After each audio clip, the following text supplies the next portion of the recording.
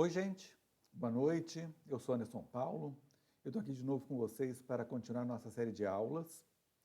Hoje a gente vai conversar sobre a histofisiologia da polpa e do periápice. Muito bem. Eu não vou poder abrir minha câmera porque eu estou sem iluminação suficiente, então vocês vão ter que contentar-se com essa bela foto minha que está aí. Pois vamos falar do que nos interessa. Vamos começar falando um pouquinho da formação do elemento dentário. O elemento dentário começa a ser formado na sexta semana de vida intrauterina. Você vai ter um início de um espessamento localizado no ectoderma oral, associado aos processos embrionários maxilar e mandibular. Esse crescimento epitelial ocasiona a formação da chamada lâmina dentária. E em seguida, nós vamos ter as três fases, as três etapas do desenvolvimento do elemento dental. A fase de botão, a fase de capuz e a fase de campânula.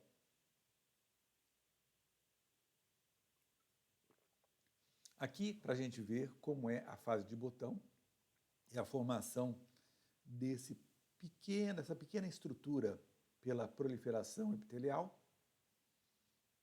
Aqui se apresenta a fase em capuz. Já vamos tendo uma alteração na formação, dando já uma morfologia do futuro germe do elemento dentário. E aqui a fase de campânula, que já realmente dá uma ideia da futura coroa do elemento dentário.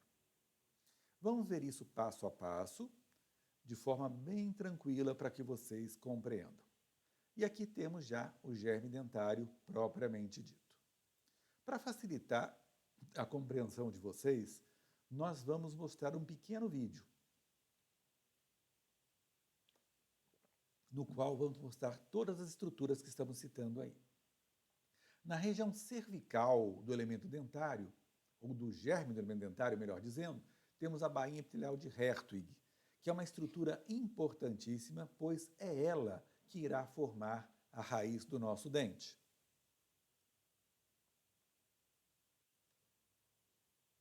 E vamos ao vídeo. O vídeo do desenvolvimento dentário. Como eu falei, tudo começa na sexta semana de vida intrauterina. Temos aqui a lâmina dental.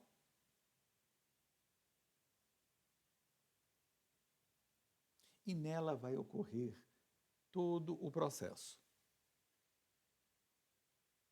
Pois vamos ver então. Começamos com a proliferação presente da lâmina dental, formando o botão. É a primeira estrutura que nós temos na formação do elemento dentário. Em seguida, a proliferação continua e chegamos à fase de casquete, já nos aproximando do formato do futuro germe do elemento dentário. Aqui já temos estruturas muito importantes. O órgão do esmalte.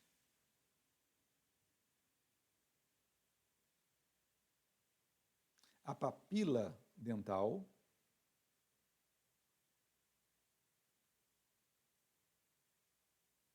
E o folículo dental. Tudo isso já compõe o germe dentário.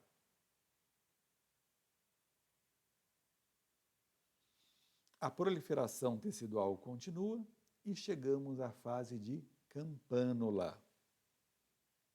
Muito bem. Na fase de campânula, nós vamos ter a formação de estruturas que vão compor o nosso dente. Aqui na região do retículo estrelado, nós temos também a base da bainha epitelial de Hertwig. Temos o extrato intermediário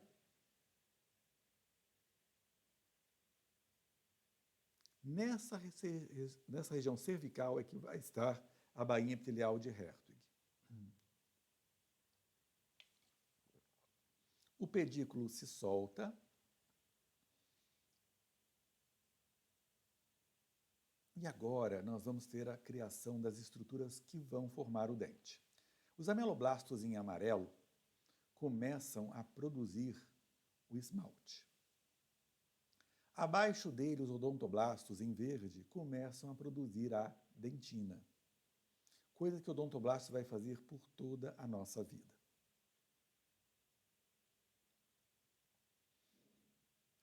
O esmalte vocês vão vendo em branco, a dentina vocês vão vendo abaixo em amarelo. E começa-se a criação das estruturas do nosso dente.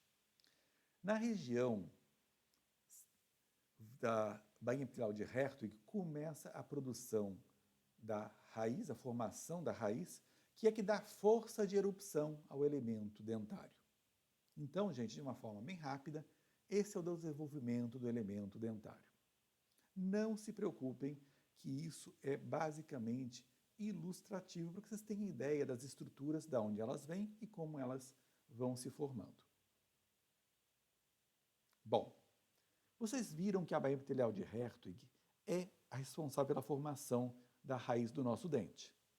Ela deixa vestígios na região do ligamento periodontal, que estão mostrados nessas setas que vocês estão vendo aí.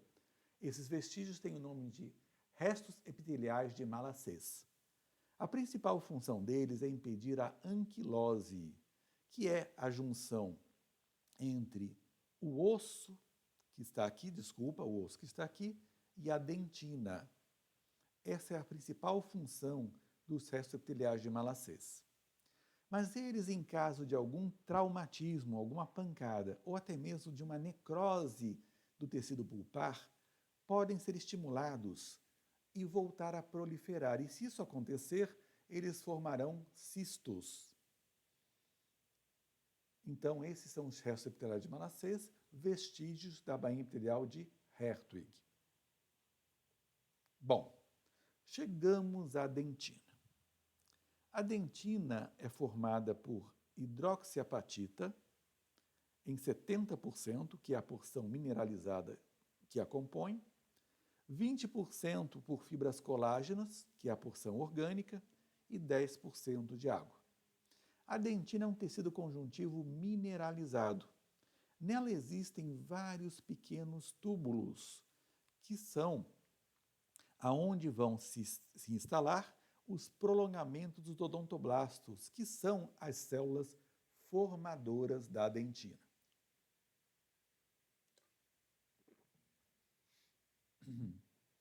Aqui um bloco de dentina no qual você consegue ver os túbulos dentinários junto à polpa, e aqui dentro você vê a extensão desses túbulos.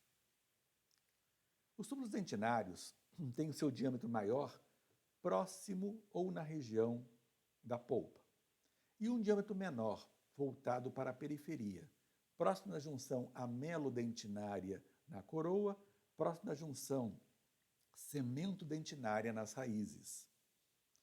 Próximo da polpa, o diâmetro médio é 2,5 micrômetros. Próximo tanto do esmalte quanto da dentina é de 0,9 micrômetros.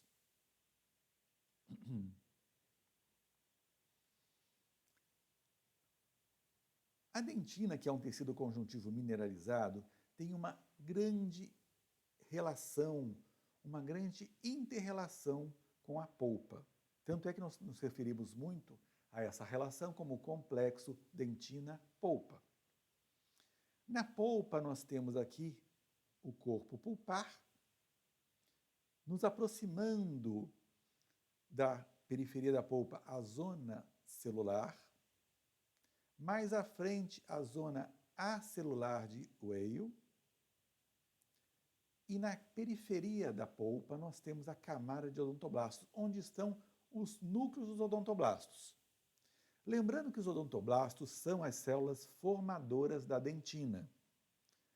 Quando eles acabam de produzir a dentina, essa dentina ainda não é mineralizada e ela é chamada de pré-dentina. À medida que ela absorve os íons cálcio, ela vai se mineralizando, ela passa a ser a dentina propriamente dita, que vocês estão vendo aqui, nessa cor arroxeada próximo da letra D.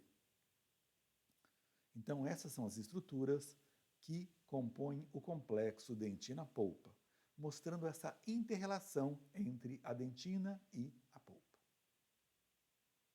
Aqui uma outra visão, na qual a gente tem o canal mais arredondado para facilitar a compreensão de vocês. O corpo pulpar, que é rico em vasos sanguíneos e terminações nervosas. A zona rica em célula. A zona acelular de Weil. A camada de odontoblastos.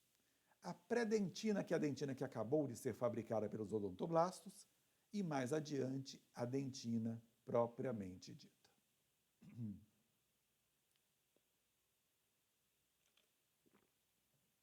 Aqui, para facilitar mais ainda o entendimento da camada de odontoblastos e dos seus prolongamentos, aqui onde eu estou com o mouse seria dentro da polpa, na periferia da polpa. E aqui nós temos a porção da célula odontoblástica que contém o seu núcleo. E aqui, dentro dos túbulos dentinários, nós temos os prolongamentos dos odontoblastos. Aqui temos a pré-dentina, mais próxima da camada de odontoblastos, e a dentina um pouquinho mais afastada. Lembrando que a pré-dentina é a dentina que acabou de ser fabricada e ainda não está totalmente mineralizada. E a dentina propriamente dita, um pouco adiante. Aqui um esquema mostrando a camada de odontoblastos na periferia da polpa e os seus prolongamentos dentro dos túbulos dentinários. Muito bem. A mesma coisa você vê aqui, a camada de odontoblastos, aqui já é um corte histológico, camada de odontoblastos, pré-dentina e dentina. Zona celular de Weil e zona rica em células. E mais adiante, o corpo pulpar. Vocês repararam que nós temos, então, essa distribuição. E nós temos, gente, alguns tipos de dentina. A primeira dentina é a dentina primária. Ela começa a ser produzida durante a formação do elemento dentário e continua sendo produzida enquanto o ápice estiver aberto. Na época da formação da raiz, gente, o ápice fica aberto, é o que dá força de erupção. Aqui você tem a atuação da bainha epitelial de Hertwig. Quando o dente chega à sua posição e encontra o seu antagonista, esse ápice começa a ser fechado e chamamos esse fechamento de ápice gênese. Muito bem. Enquanto o ápice estiver aberto, temos produção pelos odontoblastos da chamada dentina primária. Muito bem. Quando ocorre ápice gênese e o ápice está fechado, para a produção de dentina primária e começa a produção de dentina secundária, também pelos odontoblastos. Importante. Tanto a dentina primária quanto a secundária são dentinas fisiológicas, naturais. Não há nenhum tipo de estímulo agressivo para elas serem produzidas. Na verdade, os odontoblastos vão produzir a dentina secundária até o final da nossa vida. E isso leva a uma gradual diminuição do volume de toda a cavidade pulpar. Mas o formato não é alterado, apenas o tamanho é diminuído. Muito bem. Agora nós temos novos tipos de dentina. Na verdade, um novo tipo de dentina. Quando temos uma agressão por cárie, existe a produção da chamada dentina terciária, que está aqui, e a dentina primária, ou até a secundária, que estão mais próximas da cárie, sofrem um processo de esclerose, de fechamento, de entupimento dos túbulos dentinários. Quando isso ocorre, essa dentina que era primária ou secundária passa a ser chamada de dentina esclerosada. Ela tem uma cor mais escura, castanha ou até mesmo preta, e é um mecanismo também de defesa da nossa polpa para impedir que as bactérias que estão na cárie utilizem os túbulos para chegar até a polpa. A dentina terciária, ela é produzida, é um terceiro tipo de dentina, ela é produzida para também tentar proteger a nossa polpa da agressão da cárie. Aqui nós temos um corte histológico mostrando dentina secundária, que já está sendo obliterada porque existe uma cárie acima dela, formando a dentina esclerótica. E abaixo dela nós temos a dentina terciária, que também foi produzida, é um novo tipo de dentina. A dentina terciária, ao contrário da primária e secundária, que são dentinas fisiológicas, a dentina terciária é uma dentina reacional, é uma dentina de defesa. Só é fabricada quando nós temos a cárie atuando contra a polpa. Muito bem. Observem uma coisa. Na periferia da polpa, nós temos a camada de odontoblastos produzindo dentina secundária. Em toda a periferia da polpa. Agora, observe que na região da dentina terciária não temos odontoblastos. O que ocorreu? Quando a cárie se manifestou, os estímulos agressivos das bactérias matam a camada de odontoblastos. E dentro da polpa nós temos vários tipos de célula, inclusive células mesenquimais indiferenciadas ou células-tronco. Essas células sofrem uma diferenciação, uma diferenciação e se tornam células parecidas com odontoblastos, mas não são odontoblastos. E elas produzem a dentina terciária, que, ao contrário da dentina primária e secundária, é uma dentina que não tem túbulos dentinários. É uma dentina própria para a defesa, porque impede que as bactérias usem os túbulos para jogar suas substâncias agressivas e também utilizá-las para chegar até a polpa. Então, a dentina terciária, ao contrário da primária e da secundária, ela é atubular, ela não tem túbulos dentinários. E ela não é produzida por odontoblastos. Ela é produzida por células que se diferenciaram a partir de células-tronco ou células mesenquimais indiferenciadas e passaram a produzir esse tipo de dentina, que é uma dentina reacional, é uma dentina de defesa. E essa dentina terciária, ao contrário da primária e da secundária, que são fisiológicas, ela altera a forma da cavidade pulpar, como você pode ver aqui.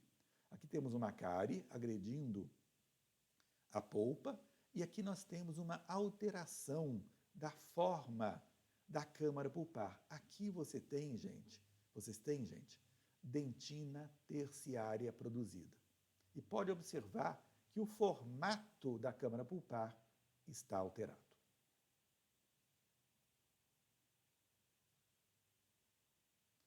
Nós temos, como falamos para vocês, 3 terços radiculares, o terço cervical, o terço médio e o terço apical.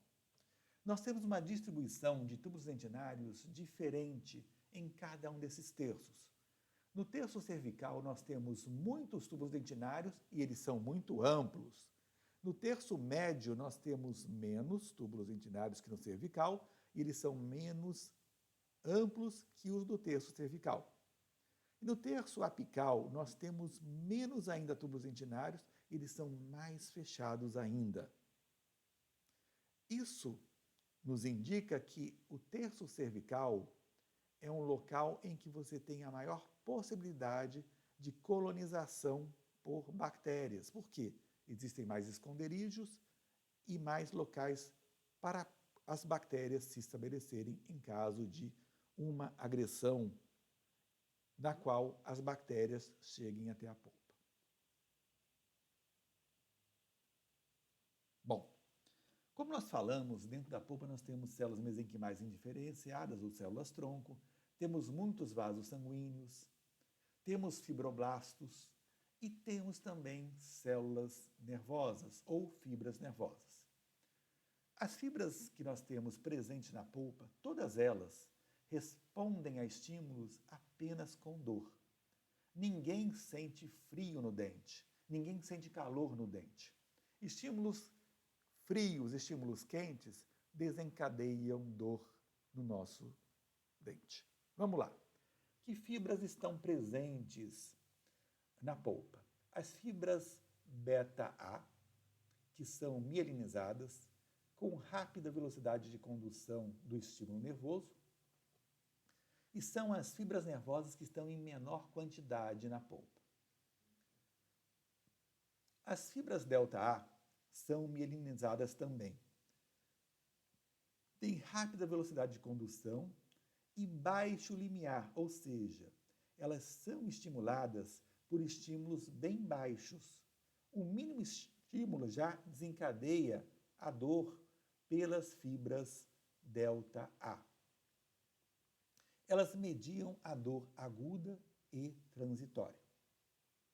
Ou seja, uma dor aguda e também dores crônicas. Já as fibras do tipo C são amielínicas. Só para a gente lembrar, não quer dizer que elas não tenham mielina, elas têm uma camada menor de mielina envolvendo a fibra nervosa.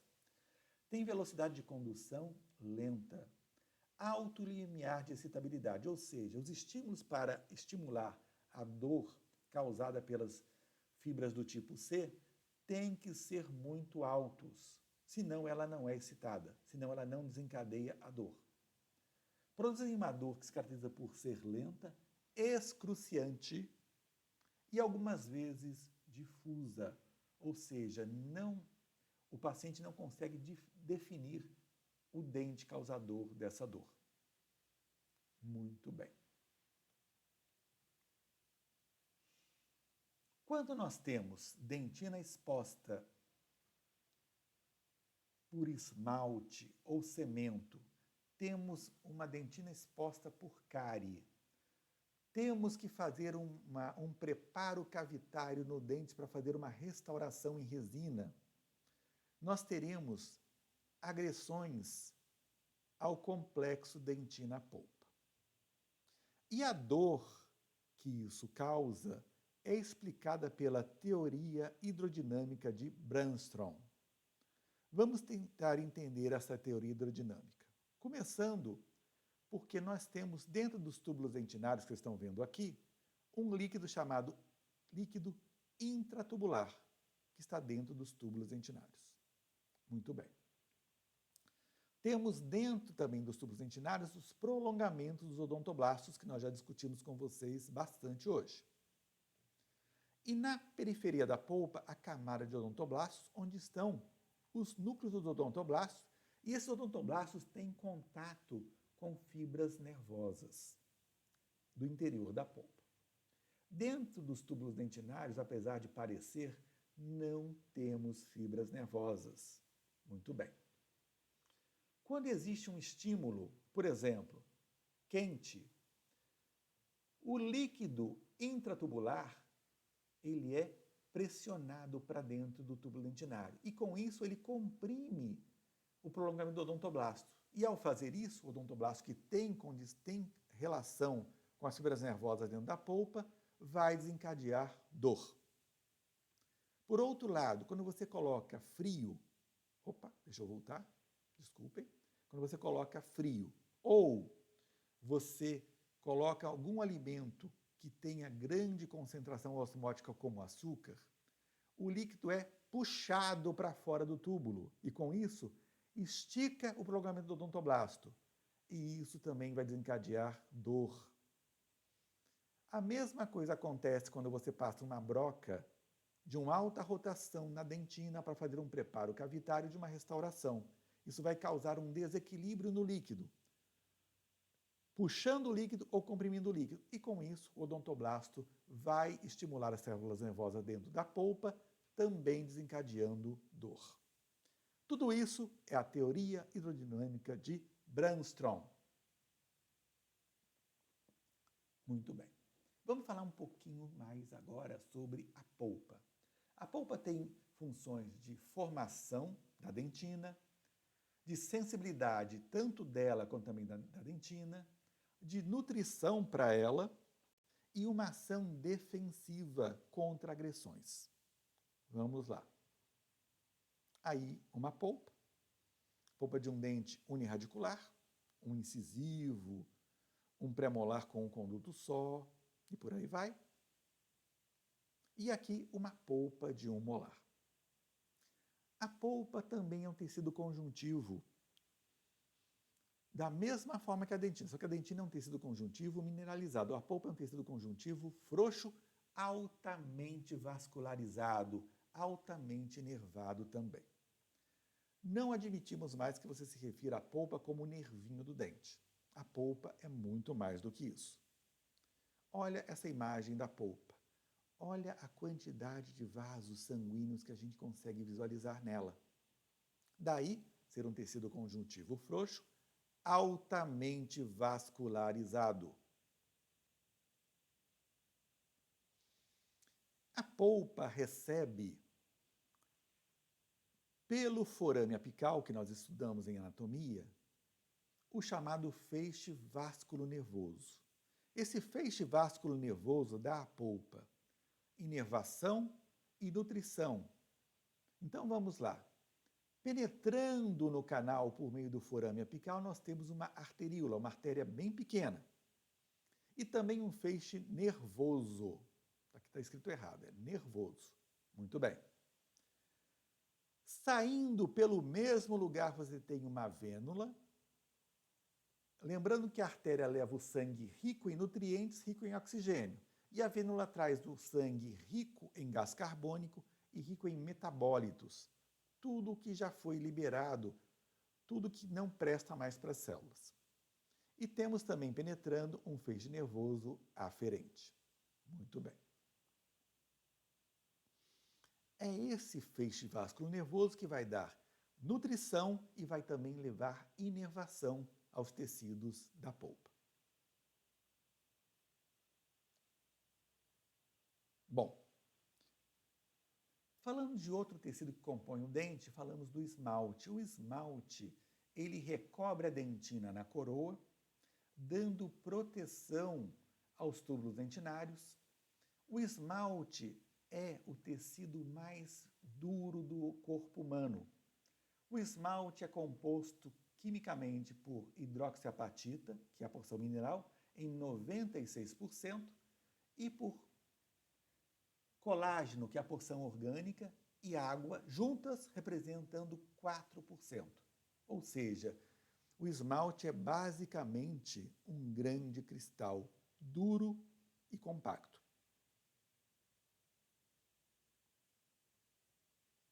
Terminamos os elementos que compõem o dente. Vamos falar agora da histofisiologia da região perirradicular. E vamos falar dos tecidos perirradiculares: o cemento, o ligamento periodontal e o osso alveolar. Mas antes da gente falar disso, vamos falar da chamada junção amelocementária. O que é isso? Gente, o cemento recobre a dentina na porção da raiz do dente. O esmalte recobre a dentina na porção coronária do dente. O encontro entre os dois é chamada junção amelocementária. Essa junção pode se apresentar de algumas formas diferentes. Primeira delas, esmalte recobrindo o cemento. Segunda delas, o cemento recobrindo o esmalte. E a terceira delas é a justaposição dos dois, esmalte e cemento se encontrando. Existe uma quarta possibilidade, que é o chamado gap, ou espaço. É quando o esmalte e o cemento não se encontram e deixam túbulos dentinários expostos. E aí vai ocorrer tudo aquilo que nós explicamos para vocês na teoria hidrodinâmica de Brannstrom. Os estímulos que vão alterar a dinâmica do líquido intratubular,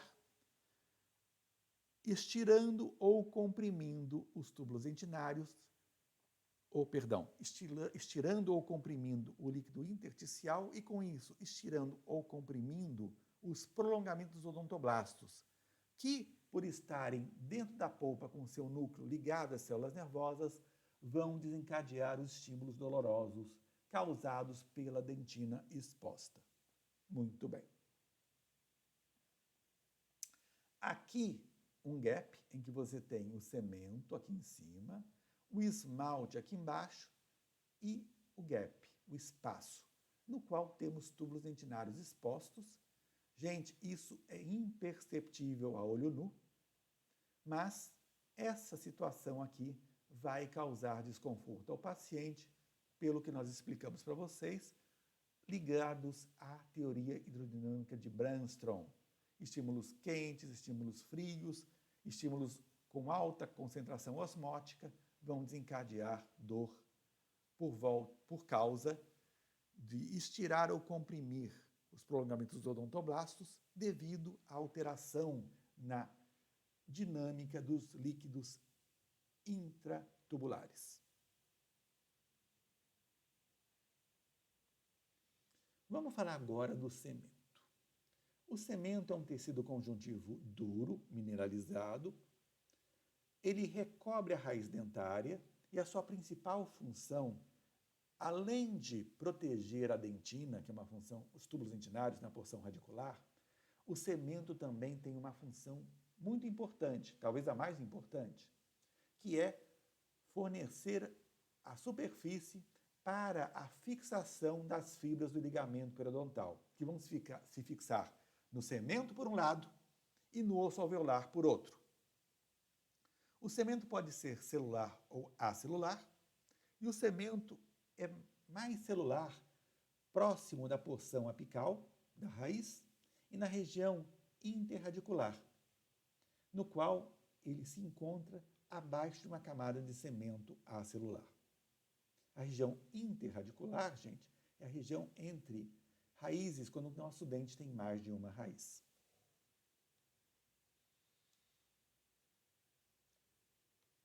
As células que produzem o cemento são chamadas de cementoblastos.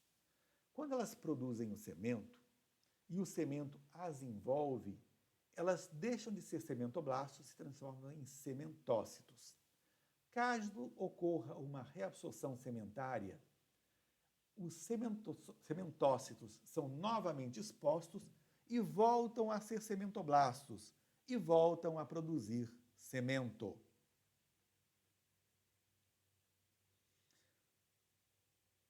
O cemento também tem uma função importante para nós na endodontia.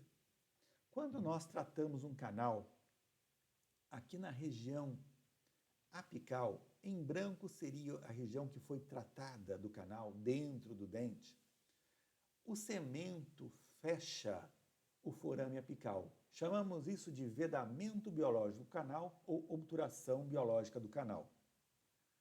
Quando nós não respeitamos, lembra do canal dentinário e cementário?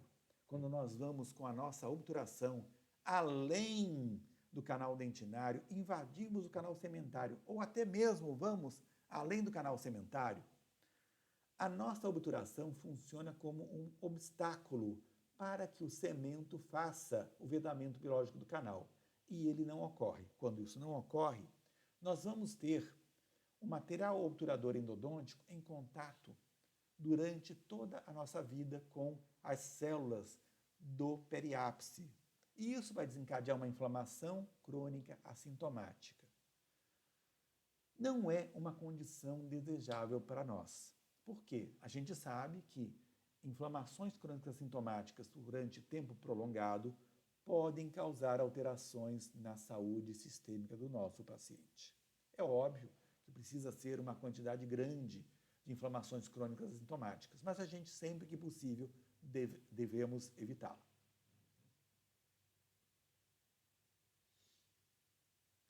Aqui nós temos o cemento, aqui temos a dentina, aqui temos o ligamento periodontal e o osso alveolar.